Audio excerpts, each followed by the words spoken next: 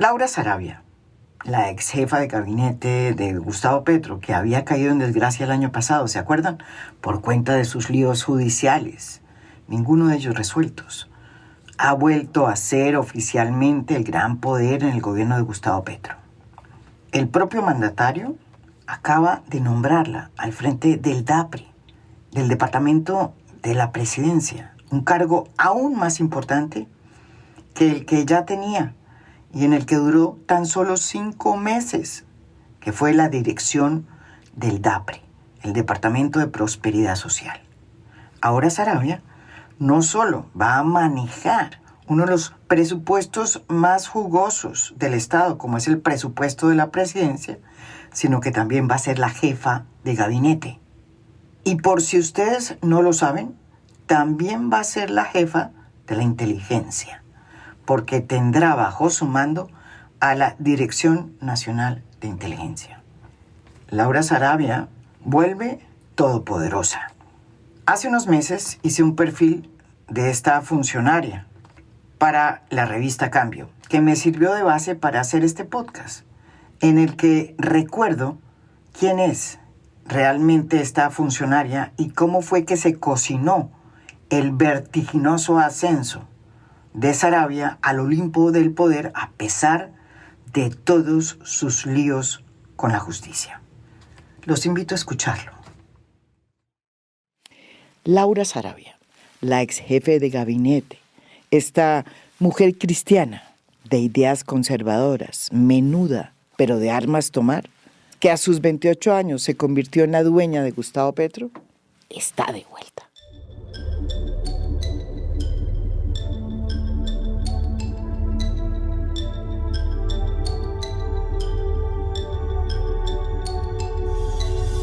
A pesar de sus interminables líos judiciales, el presidente la acaba de premiar, nombrándola en una de las joyas de la corona, el DPS, el Departamento de Prosperidad Social, una entidad adscrita a la presidencia que maneja un presupuesto de 30 billones anuales, mayor al de muchísimos ministerios, y que se encarga de entregar los subsidios a la población más vulnerable.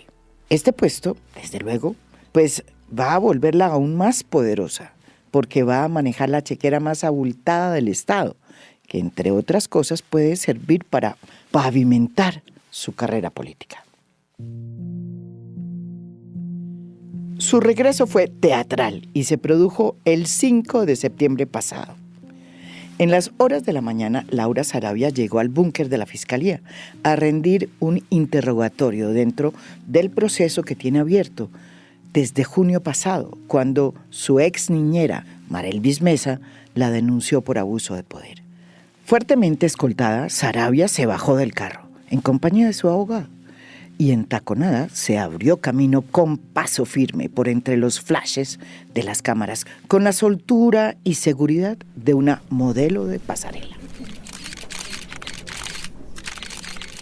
Tenía razones de sobra para sentirse bien. Era su primera aparición como directora del Departamento para la Prosperidad Social, el DPS.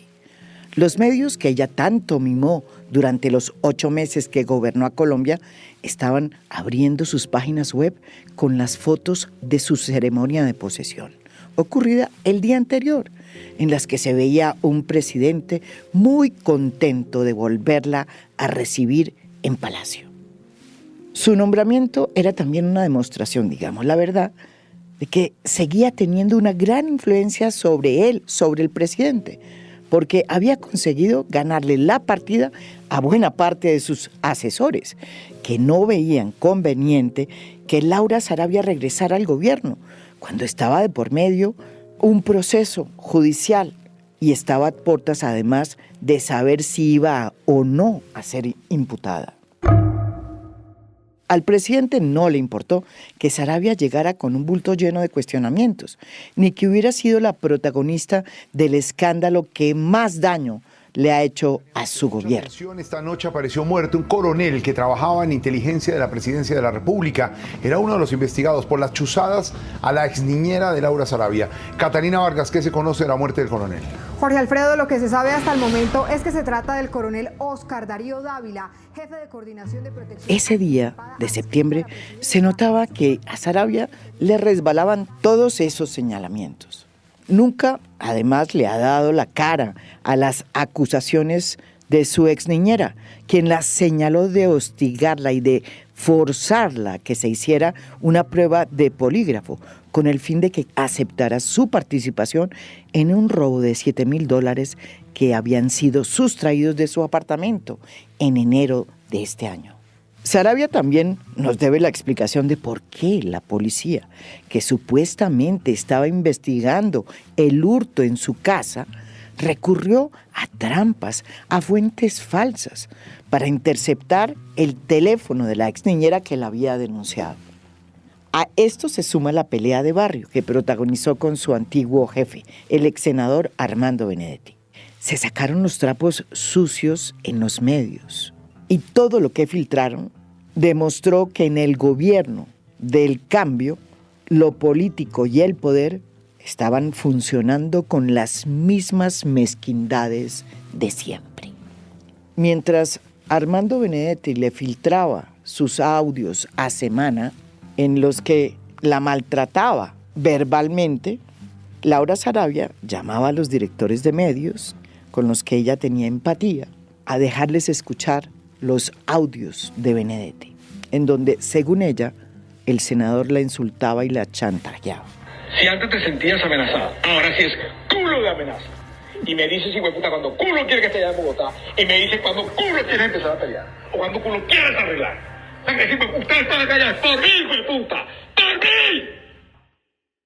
Laura Sarabia tampoco reaccionó cuando se supo que el jefe de avanzadas de Gustavo Petro, el coronel Óscar Dávila, se había quitado la vida, angustiado por las investigaciones y presiones derivadas de su papel en el escándalo de su exniñera, Marelvis Mesa. Un día antes de su muerte, el coronel Dávila, al que Sarabia le daba órdenes, le había advertido a su abogado, Miguel Ángel del Río, el gran temor que tenía de que terminaran confluyendo en él tanto las investigaciones del polígrafo como las chuzadas. Aquí en a fondo estuvo Miguel Ángel del Río, el abogado del difunto coronel Dávila, y dijo claramente que él iba a estar muy atento para que esta investigación, que va muy lenta, sobre las chuzadas, el polígrafo y la posterior muerte de el coronel Dávila, no terminaran en que todo era culpa del coronel Dávila, que no se puede defender ya porque está muerto. Pues a mí me preocupa que el relato se direccione a establecer una responsabilidad penal en cabeza del coronel Dávila. Porque, como le decía al principio de esta conversación, María Jimena, es decir, un muerto no puede defenderse. Aunque la Fiscalía no ha vinculado a Sarabia al caso de las chuzadas ilegales, es evidente que ella tiene mucho que explicar.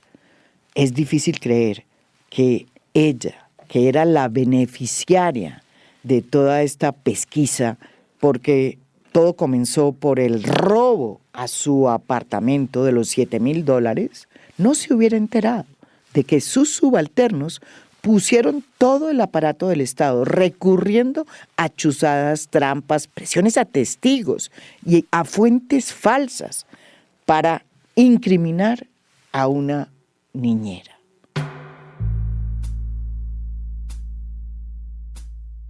Con una sonrisa a flor de labios, Laura Sarabia caminó hacia la oficina donde la esperaba el fiscal del caso, hasta que los medios la perdieron cuando ella y su abogado entraron a su despacho. La secretaria del fiscal le preguntó si le podía dar la cédula. Laura inmediatamente no solo le entregó su cédula, sino su nuevo carné, que la acreditaba como directora del DPS. Al cabo de unos minutos salió el fiscal del caso y le informó lo que Laura Sarabia y su abogado ya sabían, desde que se habían bajado de su carro con toda la pompa. ¿Que la diligencia que le iba a permitir al fiscal saber si la imputaba o no, pues quedaba cancelada? ¿Y saben por qué? Pues porque su nuevo cargo le había conferido un fuero constitucional. Es decir, que de ahora en adelante su caso lo investigaría un fiscal delegado ante la Corte y no un fiscal local como el que la había citado. Y la competencia para juzgarla pues ya no estaría en cabeza de un juez, sino de la propia Corte Suprema de Justicia. Eso en plata blanca significa que su proceso va a tener que comenzar desde cero. Sarabia hubiera podido enviar una carta a la fiscalía en el búnker para decir que por razones del nuevo cargo, etcétera, etcétera, etcétera, pero prefirió montar un show para desafiar a la justicia. Unos dirán que de esa forma Laura Sarabia pues, podrá probar más rápido su inocencia, como ella sostiene, porque va a salirse del búnker y de los sesgos de Barbosa. Otros dirán que fue una jugada de Petro para salvarla de una posible imputación. Ambos escenarios, pues, son una vergüenza. Desde esta orilla hemos criticado la gestión de Francisco Barbosa y hemos resaltado su falta de independencia, su agenda política y su decisión de proteger siempre a sus amigos y a los poderosos. Pero también hay que cuestionar el hecho de que se haga lo mismo del otro lado. Cuando un presidente utiliza el poder para interferir en un proceso de una funcionaria y esa funcionaria adquiere un fuero constitucional que la beneficia eventualmente, pues también hay que decirlo. Me remito solamente a un trino que se hizo viral cuando se conoció el nombramiento de Laura Sarabia, un trino de Gustavo Petro, escrito en el 2014, cuando él era alcalde de Bogotá. Miren lo que decía sobre los funcionarios con líos judiciales. Todo funcionario de libre nombramiento y remoción en mi administración sobre el que recaiga sospecha de corrupción se ha ido y se irá. Sin dejar de sonreír, Sarabia abandonó el recinto como si se hubiera salido con la suya y se fue a su encuentro con los flashes de las cámaras. Ella no habló, pero su abogado leyó un comunicado en el que, además de decir que su cliente era una víctima de la exniñera y que nunca había ordenado que le practicaran a ella el polígrafo, anunció que iban a citar al fiscal Barbosa como testigo. Que el propio fiscal general de la Nación, doctor Francisco Barbosa, es testigo de excepción de que Laura Sarabia nunca ha querido ni ha aceptado privilegios en razón del cargo que ocupa.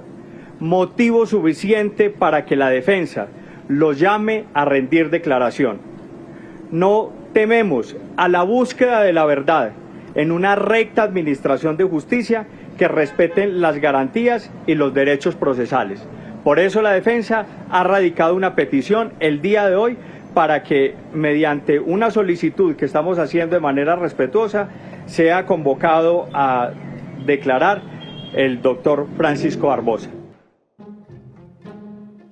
Esta citación formal en realidad es una amenaza tácita al fiscal general y tiene que ver con una llamada que él habría hecho a Laura Sarabia el 15 de febrero pasado, cuando la entonces jefa de gabinete acababa de presentar una denuncia en la fiscalía por el robo de sus $7,000.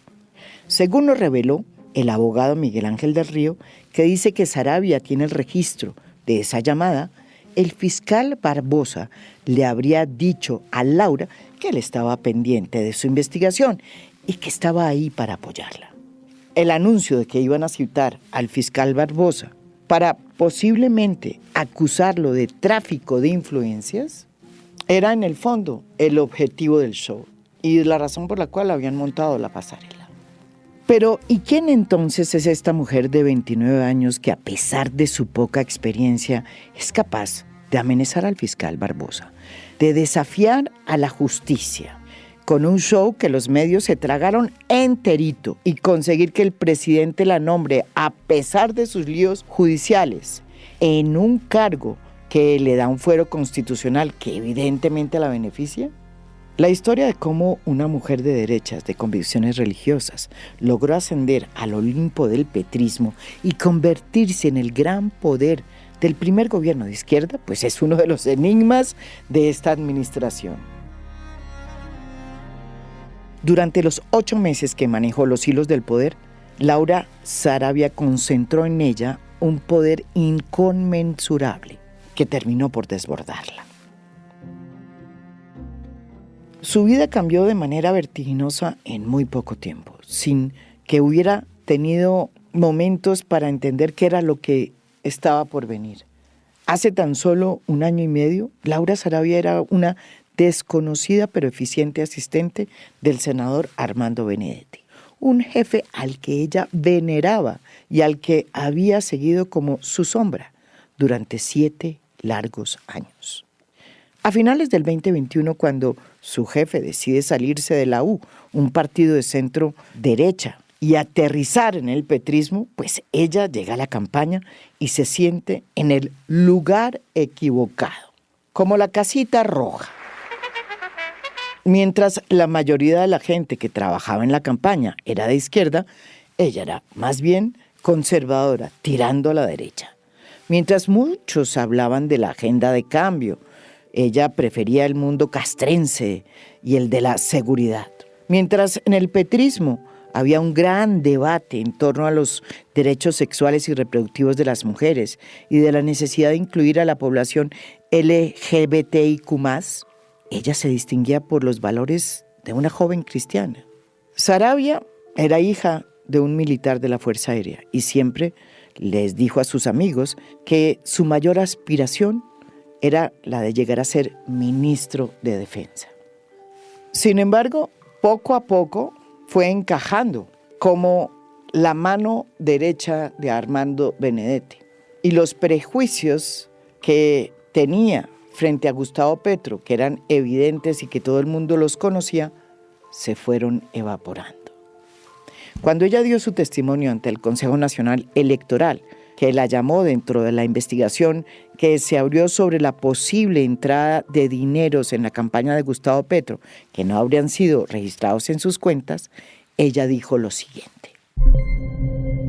En esta oportunidad, ante los honorables magistrados del Consejo Nacional Electoral, respondí los cuestionamientos que me hicieron y di claridad sobre mis funciones y actividades realizadas en la campaña del presidente Gustavo Petro Urrego.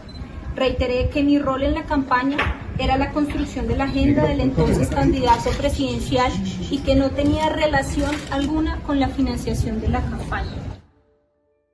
Ella, como ustedes la oyeron, dijo que solo había manejado la agenda del candidato y que por eso no sabía nada sobre otros temas. La realidad es que Laura Saravia no manejaba la agenda del candidato en la campaña, sino que era la asistente de Benedetti, quien era en ese momento el jefe de la campaña de Gustavo Petro. Para donde Benedetti iba, Laura Saravia iba. No tenía autoridad, me aseguran mis fuentes, para ejecutar ni dar órdenes, pero sí vio y oyó todo. Su relación con Benedetti se deterioró cuando ella fue nombrada jefa de gabinete del presidente Gustavo Petro. Mientras ella ascendía como una estrella nueva en el universo de la política nacional, al senador le abrían un proceso de enriquecimiento ilícito y corrió además el rumor de que lo iban a meter preso.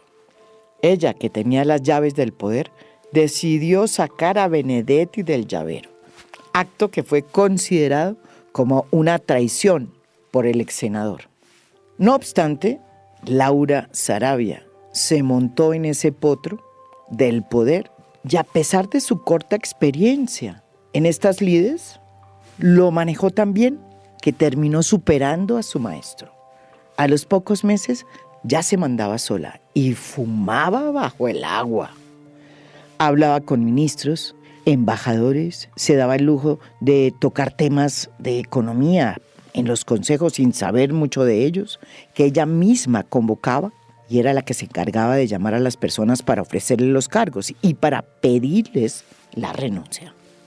Poco a poco fue levantando su perfil y empezó a dar entrevistas.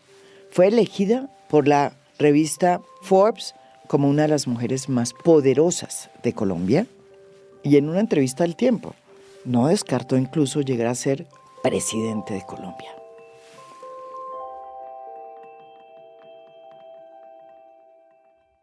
Benedetti, acorralado y viendo que Laura lo había mandado al ostracismo, decidió pasar a la ofensiva y a ayudar a que la historia de la ex niñera, que también había sido la niñera de sus hijos, pues llegara a semana. La telenovela que vino después, pues ya la conoce el país. Contra todos los pronósticos, Laura Sarabia logró convertirse en la mujer más poderosa de Colombia. Y la base de su poderío fue que concentró en ella todos los puestos claves que había en la presidencia, cosa que no hizo ni María Paula Correa. ¿Se acuerdan? La poderosa jefa de gabinete de Duque, que apareció en una portada de Semana como el poder detrás del trono. Laura fungía como secretaria privada porque manejaba la agenda del mandatario. Era también la jefe de gabinete porque era la que convocaba y coordinaba el Consejo de Ministros.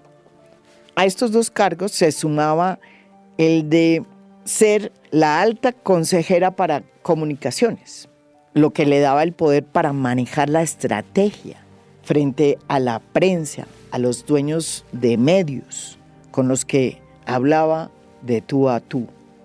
Además de todos estos cargos, por su afinidad con el mundo castrense, también era la persona que estaba pendiente de la seguridad de Palacio. Era voz populi que los coroneles Feria y Dávila, que formaban parte de la Casa Militar de Palacio, pues le respondían a ella, y que en el tema de seguridad del presidente, la que manejaba directamente todo era ella. Por eso resulta imposible creer que todo lo que sucedió por cuenta de su robo a su apartamento en enero de este año fue a sus espaldas y que detonó toda esta avalancha de acontecimientos que terminaron finalmente hace 3 meses sacándola del gobierno y que hoy, sin haberlo solucionado, ninguno de esos entuertos, pues la tienen de vuelta en el poder. Su obsesión por acaparar poder y las alas que le dio también el propio presidente llevaron a Laura a presidir incluso el Consejo de Seguridad como delegada del presidente. Ninguno de sus antecesores pues tuvo ese privilegio. El presidente Duque, por ejemplo, según lo confirmó su exconsejero de comunicaciones Hassan Nazar, siempre presidió esos consejos de seguridad. Su poder llegó a ser tan amplio que a pesar de que un decreto del 31 de diciembre del 2022 que reformó las cosas en Palacio suprimió el Consejo de Seguridad, ella se lo pasó por la faja y lo siguió convocando. Esta excusa de que en el robo también se habrían sustraído documentos que formaban parte de este Consejo de Seguridad fue que se quiso en un momento dado justificar la manera como se había forzado a su ex niñera a que se practicara la prueba de polígrafo. Ese consejo sesionaba todas las semanas y sus integrantes eran los comandantes de las diferentes fuerzas, todos los organismos de inteligencia, el director del DAPRE y el jefe del despacho presidencial, que en este caso era Laura Sarabia.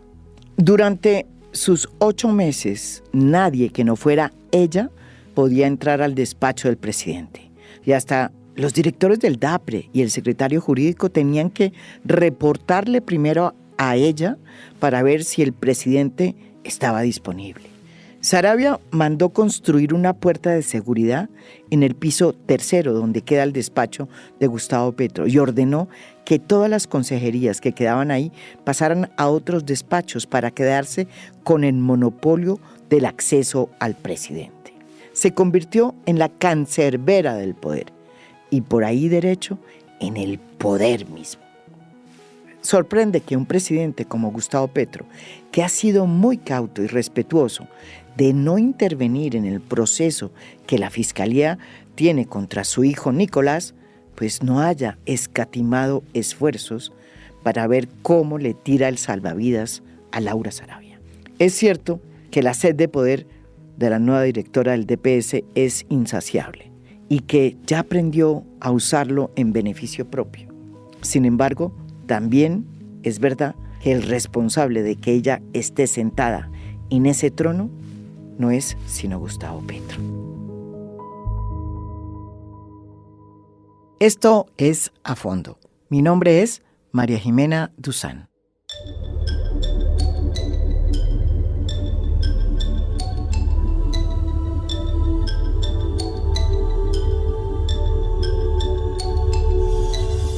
A Fondo es un podcast producido por Mafialand. Producción general, Lucy Moreno. Postproducción de audio, Daniel Chávez. Música original del maestro Óscar Acevedo. Nos pueden escuchar también en mi canal de YouTube. Gracias por escuchar. Soy María Jimena Duzán.